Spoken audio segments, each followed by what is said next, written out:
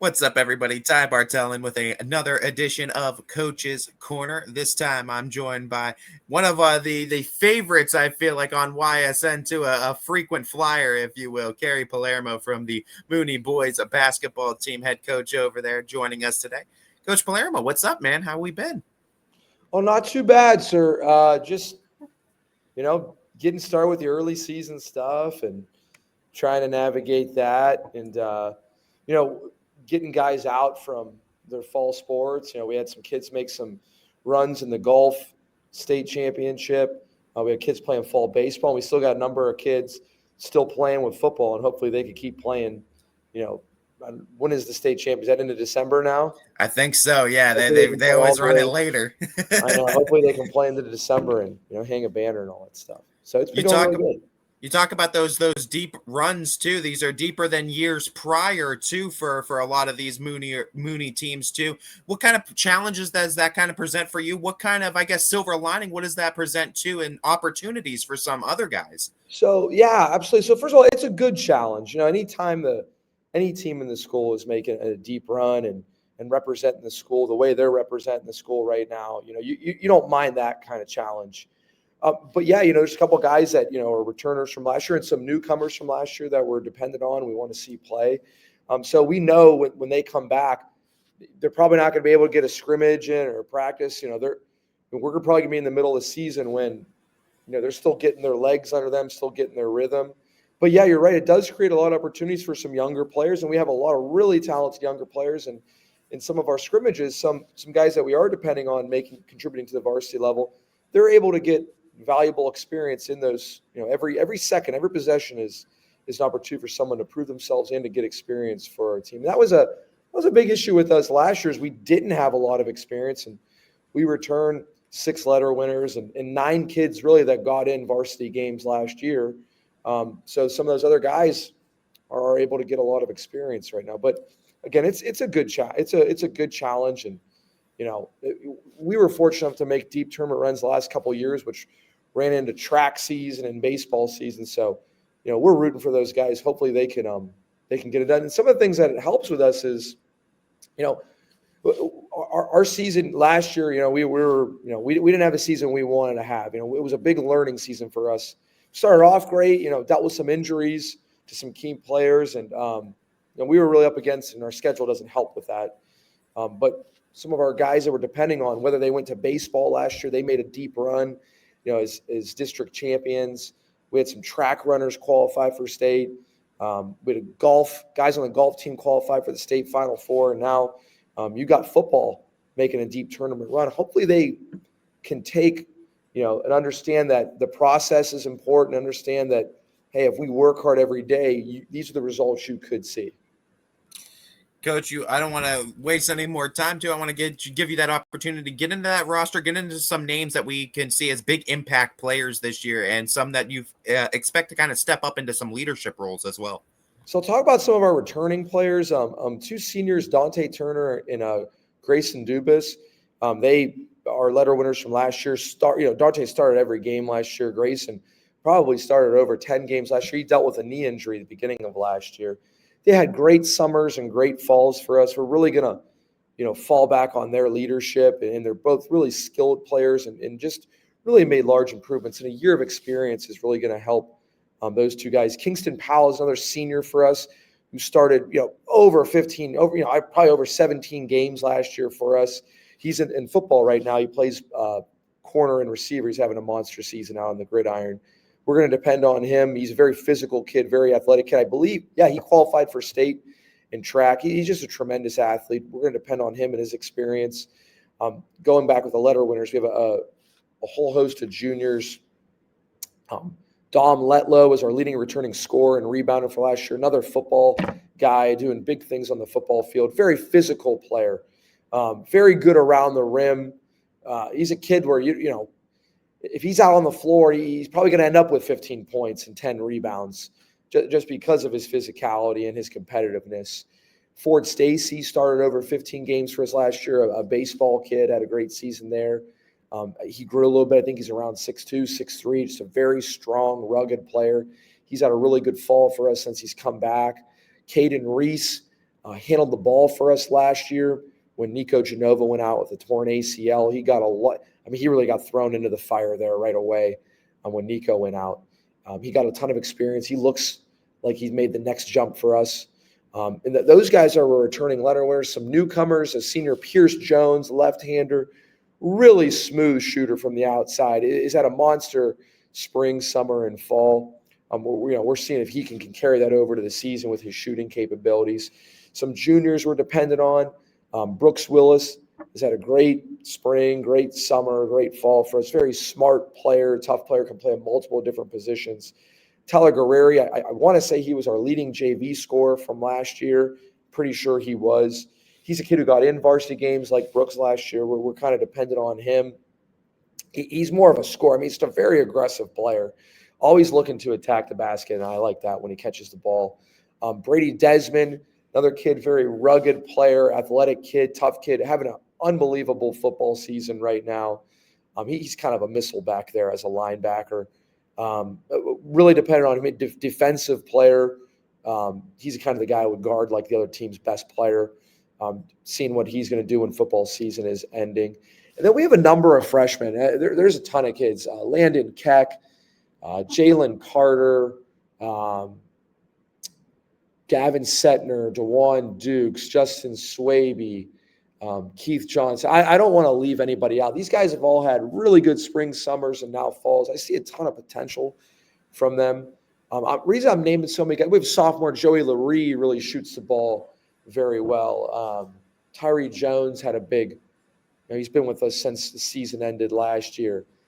There's a number of guys that can step up and fill those roles. We're kind of, other than our top 6 to 8 guys, and we press, we get up and down, we play the full court for 32 minutes. So there's a number of guys that can step up and play. I don't know who it's going to be. For you, and you highlighted too that experience that you were able to get for a lot of your guys last year. I feel like is going to pay dividends this year too. What's that do for you too, especially in things like practice? Maybe when you say something, they can snap to it a little bit more. They understand a little bit quicker. It definitely helps the experience factor when we're talking practice, when we're doing our installment stuff the first couple of days of practice, when we're talking about the process. And just getting better every day to translate that message to the younger players. Hopefully in the games, like last year, anybody that was on our schedule last year, I felt like we could play with them, first it started, for maybe a quarter, then 2 quarters, for 2.5 quarters, then for 3 quarters. And then we struggled to finish games.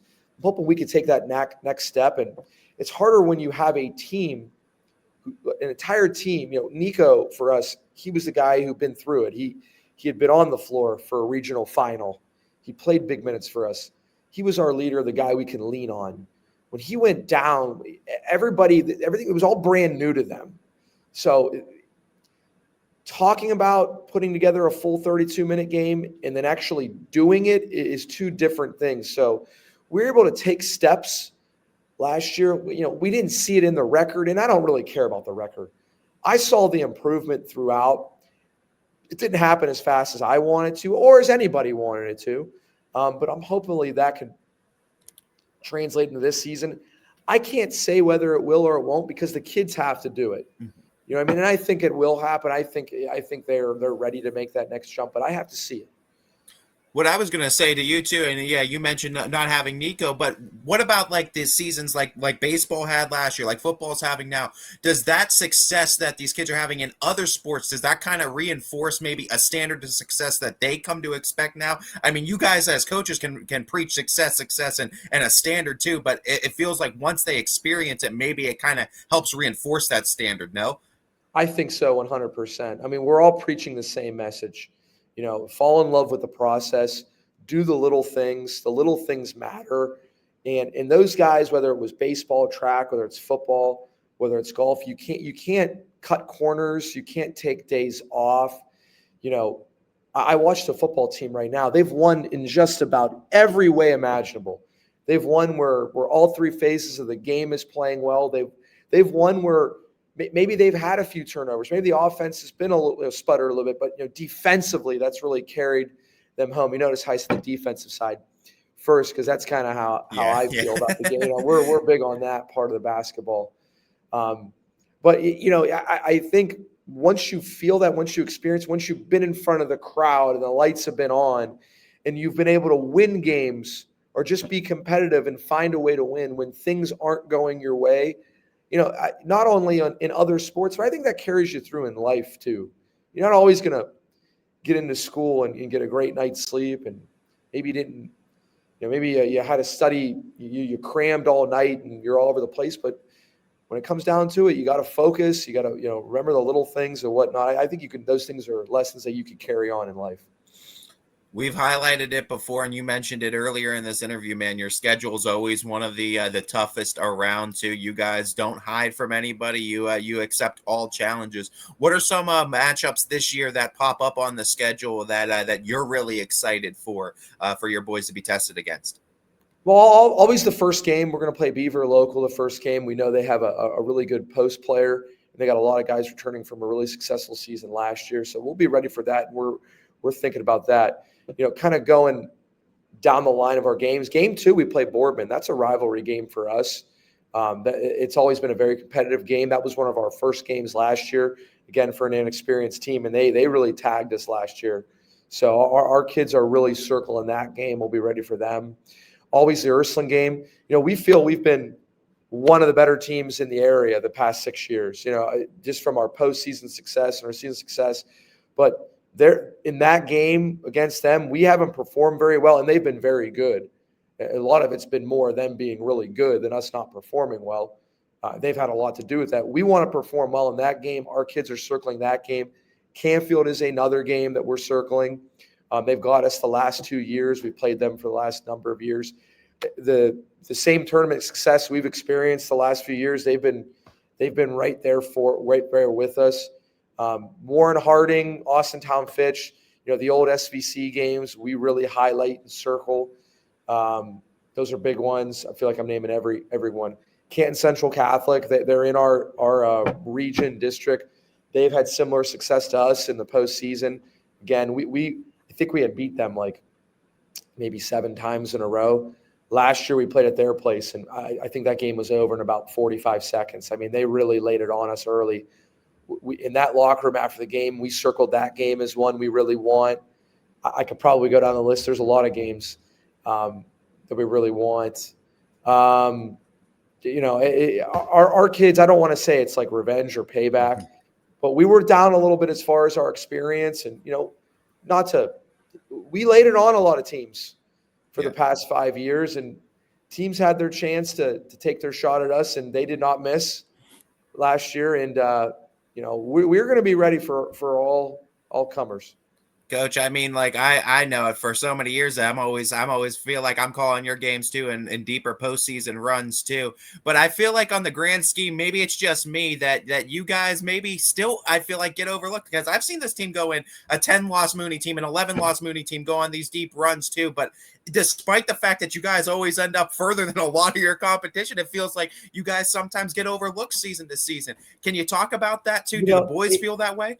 And it's crazy because I know you guys cover us well. All the news stations in our town cover us well. The newspaper covers us well. We always, when we're playing well, we get front cover of the newspaper, all that stuff. But if you talk around town, they don't really think about us as a basketball school, and it is a successful basketball program. The basketball people understand that, but it's kind of crazy to me. I don't know what we've got to do. We went to the last 5 years, we played in 4 district championship games. We've won 3 district championships. We've been to a game away from the state Final Four twice. We've lost the state champion in the regionals 3 times. I don't know what we've got to do. We've got college basketball players. We got guys starting on college basketball teams. We've won games on games. We've won tournament games on games. Not sure what we've got to do as far as like the area respect is concerned, but that doesn't matter to this. We use that as motivation. We kind of thrive in the little guy mentality. We really play with a chip on our shoulder. The team, I remember there was a couple of years ago, we were 13-9 going to the tournament. We were like the 5 seed, and we beat the number 1 seed in the district championship. We beat the 2 seed in our region, in the regional semis. Both teams had a combined record of 52-2 when we played them, right? And I remember being interviewed after the game, and they're like, we don't look at you guys. They said the same thing you're saying. We don't look at you guys as underdogs, but everyone just kind of look at you guys as underdog. And I'm like, I don't get it. That year we had beat Cheney, who was the SVC champ. We beat Struthers, who was the All-American, or the Northeast 8 champ. We beat Boardman, who was the All-American Conference champs. We beat like all the we beat Springfield, who was won their tier of the Mahoning Valley Conference. We beat Campbell, who won their tier of the Mahoning Valley Conference. We beat every conference champ in the area, Yeah. But it was like they're a big underdog, and our kids are looking at it like, "Are you kidding me?" Like we just kind of use it to our advantage, though. But it's been a fun run, and I think this group can keep it going. I think it's a testament to your coaching style and what you bring to the table too. And I think a lot of these kids, these student athletes, kind of crave what you guys do bring to the table.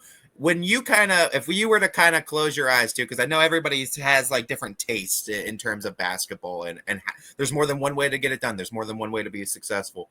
What's your ideal version? What does great basketball look like? What's your vision of it? And I think you hit the nail on the head. Like for us, we always want to be a defensive-minded team.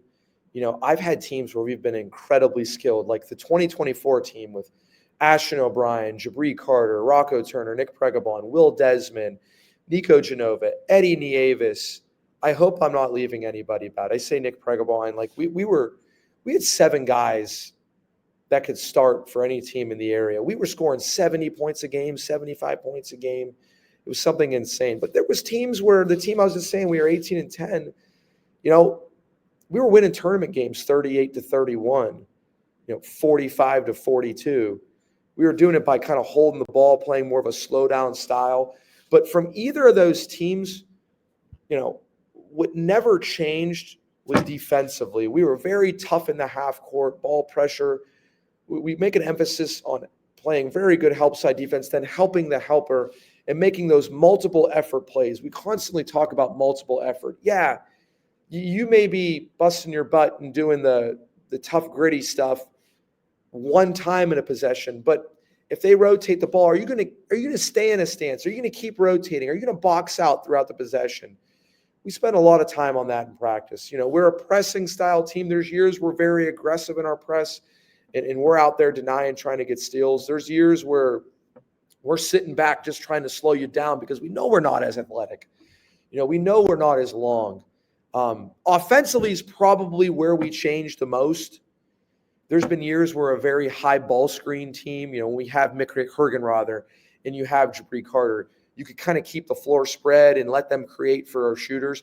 But then there's years you have Michael Polini, and Thomas Fire, where it's like everything we got, we run. We want to make sure those guys end up with the ball. And, we'll let Mike Polini kind of dictate what we do, and he's putting up like LeBron numbers, 21 points and 9 rebounds and 5, But I think offensively, you always adapt to what you have. And defensively, you have to do that to an extent too. But we really haven't changed much on defense. We want to pressure you for 32 minutes. I've never been a big zone guy. That just doesn't mix well with me. But, there's years where we've played a lot of zone in the tournament just because we don't match up with other teams. You got to figure out the best way to put your team in a position to succeed.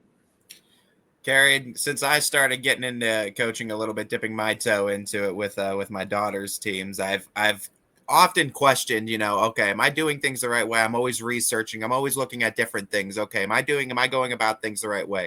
In all years of your years of coaching, do you still experience that that's maybe self-doubt, those second thoughts maybe, and how do you combat those? I probably every night. I mean, like even the successful years, I think if you talk to any coach, you don't really remember the greatest games, although you look fondly upon them. The tight losses, the years we struggled, those memories probably outweigh the more successful years. My first couple of years we really struggled coaching. We did. I struggled as a coach. I struggled as a new head coach. Our team struggled. I do think those teams could have been better. If I would have had 8 years, I'm going into year 10. If I'd have had 10 years under my belt, I think those first few years we could have been a lot better than what we were. I do. I didn't adapt to what we had, to our team's strengths. I was an assistant coach at one school. I tried bringing what we did there over to another, and it didn't work out. I think it had obviously it's never all on the players. It's never all on the coach. It goes back and forth, but I think I could have put them in a better position to succeed. But yeah, I had that last year. We had that. I mean, we were 6-2, and then Nico goes out and tears his ACL, and we lost I think 10 in a row after that. And credit to our kids. Our kids kept fighting. They kept getting better.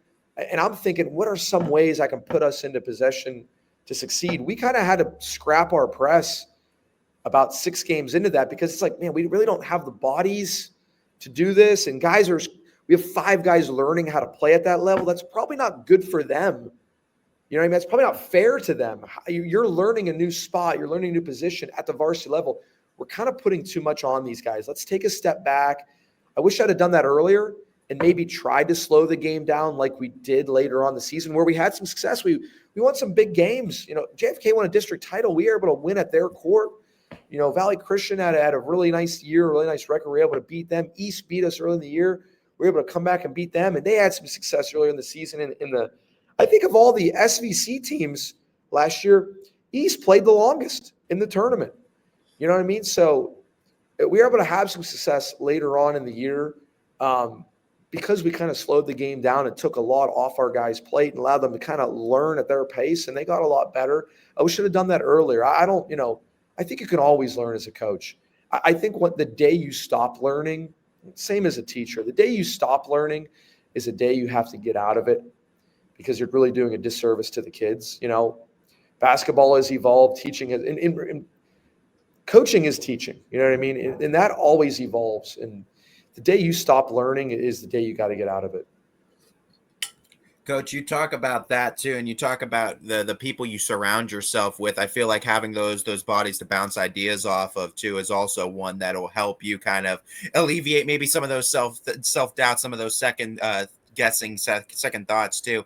What does that coaching staff around you look like this year? Who are your assistants? Who are some other big names in this program you want to give some love to? You know what? I'm obviously biased, but I feel I have like the best staff in the area. And it really hasn't been a lot of turnover, thankfully.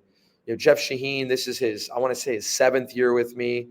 He's kind of like my offensive coordinator, associate head coach, if you want to give a title to it. And all of them have the same attributes. I'll get to that in a second. Ralph Naples has been with me from the start. This is his 10th year with me. He's my defensive coordinator. Jabri Carter is my head JV coach. This is his 6th year with me. He's been a head JV coach for 6 years. He's been awesome. Jerron Howell, this is his 7th year with me. He's an assistant JV coach. And just all my JV guys, we're all assistant coaches. We all help one another. LJ Sutton will take on a role as our head JV coach. He's a former Cardinal Mooney great, 1,000-point scorer, was a great player at Walsh. He's a former head coach in this area at East Palestine. He's been an assistant coach all over the place. The big thing about these guys is they're not yes men. I don't want yes men on my staff. I want you to disagree with me. I want you to tell me this is wrong. You're doing it this way. And we have a really good relationship. I hold the guys, and all of our guys hold each other accountable, but I hold all of our players in our program accountable. And they're the guys, who kind of coach our guys up. If I'm holding a guy over during practice, I might not have time when I correct a guy for their mistake and maybe sub a guy out. They're able to go on the side with them and tell them exactly what they're doing wrong and make sure that, hey, we're going to get them right back into this drill. Our practice goes very, very, very, very smooth. And I honestly probably couldn't be a head coach at another place because I wouldn't have these guys. I mean, they're awesome. I think any one of them could be head coaches in this area if they wanted to be. I'm so lucky they want to stay at Cardinal Mooney and help me out and help our program and help our school out. And they take Cardinal Mooney and they take that CM on their chest very, very, very seriously. I couldn't do without them. Like you said, you have daughters. I have 2 daughters under 3 years old. My 2-year-old is going to be 3. She loves coming to practice. So, a quarter of the time when she's not busy, eating snacks on the side or playing on her little basketball hoop or following me around, she wants my attention. And practice keeps going very smooth. But I couldn't do it without these guys. I am so grateful and thankful that I have those guys on my staff. I always love seeing her around Your the family games too. It's awesome. I love having her around. My dad coached all of our youth teams when we were growing up, baseball, basketball. It's kind of funny to see him coach soccer, knowing how little he knows about soccer. But, he coached my older brother's teams, and my uncles coached my brother's teams. It was always awesome being around practice. I loved it. I was always shooting on the side. I was always working on my skills and whatnot. It's really cool when your 2-year-old we're doing ball handling drills, and she's got her little basketball out trying to dribble the basketball, and she's shooting on the side. We got videos of her right now. It's hilarious because she doesn't really know how to shoot, but she'll shoot and she'll release the basketball, but she doesn't really know how to follow through, but she'll release it and the ball will go through the net, and she'll remember that she has to follow through, and she'll be like, throw it down at the end. Hey, it's only a matter of time before she's on the highlight reel for YSN, man. She'll be lighting it up. But it's awesome. Final question I have for you, though, because I don't want to take too much of your time, and I always appreciate the time you set aside for us to give these previews and everything, man. I really do. Final question for you, though. It's a theme question that I'm asking all high school coaches this year. I love my theme questions. It goes into what this game means beyond just the sport, and that is, what moment or time made you realize that this job was more than just basketball? Well, I honestly, I think I had a pretty good understanding of that just like when I was in high school, because I had a great high school coach, and in college. I understood that then, because they always reminded us, of why we're doing it and why we're making you be 15 minutes early, why we're not letting you cut corners, why you're doing the extras, why the locker room has to be cleaned up, why the older kids are supposed to look out for the younger players on the team and teach them and bring them along, and why you got to hold guys accountable, why other players have to hold other guys accountable. I had really good coaches. That's when I first realized it. But honestly, it was my first years as a freshman coach when, you're going into the gym and you're wondering why this kid's not giving the same effort he usually gives, and you're taking it personal because this is practice. We've got to go win a freshman game on Wednesday night or Saturday morning at 9 a.m. And you're like, hey, is there anything wrong? And they're like, hey, there's something going on at home, and it's not good. And you kind of got to act as almost like a psychologist, and hey, I'm not doing very good in school, or my girlfriend broke up with me, or something to that extent. Then you gotta help them. You kind of realize it's really not about basketball. You're really just coaching young people, trying to make them realize that they can be the best version of themselves. They can get through tough times. They can overcome adversity. And, you're trying to make your team realize that you're a unit. You're a team, and you got to look out for one another. When you get in the workplace, you got to be able to work with other people. When you become I coach boys. So when you become a father, you're going to have to be the head of a household, be the head of a family. People are going to be dependent on you. When you don't feel good, you're going to have to go to work. You're going to still have to be dad. You're still going to have to be husband and whatnot. And if you lose sight of that, if I think I said it earlier, if it's about wins and losses, if that's all what it's about, you're never going to be satisfied. You never are. And I've been lucky now to coach for 17 years, and I've been a head coach now for 10. I got players now that are married and they have kids of their own. They have families of their own. And, not all of that, if not all of them, I'm the person who was the biggest mentor of their life, but some of them you are. Hopefully you could play a little piece in their development and make them understand that. It's funny when they bring their younger kids around to our basketball camp and whatnot, and you see them hey, now nobody's allowed to outwork you.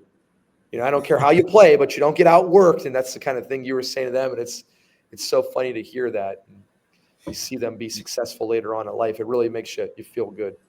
You guys, coaching it. You guys are life coaches. The sport you choose is just the channel you you choose to I guess put your lessons on to these Absolutely. kids with too, man. I mean, I'm always a big fan of what you guys do over there too. I'm always a big fan of you and your coaching style, man. I best of luck this season too. You I know, appreciate it, Ty. we're always rooting for you here at YSN, and within due time, we're going to be seeing you out there on that court Absolutely. real soon. Ty, we're lucky to have you guys. I think I speak for every coach in the area, for every sport. What you guys do, making your games accessible to everybody is, I got relatives that are out of state, that are out of town, that they anytime they want to see a game, they can put you guys on. We are very, very, very appreciative of everything you guys do for our area. All the love right back to you and all those Cardinals, coach, too. We'll be seeing you out there real soon. I appreciate it.